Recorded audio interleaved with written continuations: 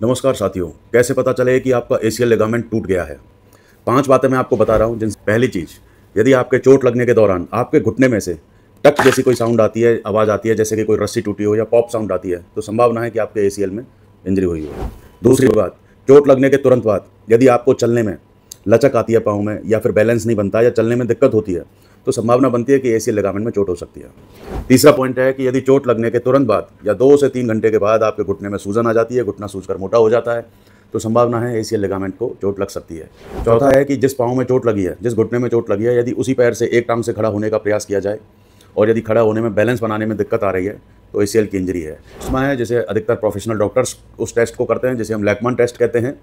जैसे ये जांघ हो गई, जांघ को स्थिर करना है, ये घुटना हो गया आपका, पिंडली को पकड़कर आगे की तरफ खींचना है। यदि एसीएल लिगामेंट टूटा हुआ है तो पिंडली आगे की तरफ इस तरह से खिंचेगी, पाँव में इस तरह से लचक आएगी। इसका मतलब आप एसीएल लिगामेंट की चोट को कभी भी इग्नोर ना करें, क्योंकि यदि आपके एसीएल इंजरी हो रखी है और समय रहते आपने इलाज नहीं लिया तो आपके घुटने में या नी जॉइंट में घिसाव आना, जिसे आर्थराइटिस भी कहते हैं, उसका खतरा बना रहता है।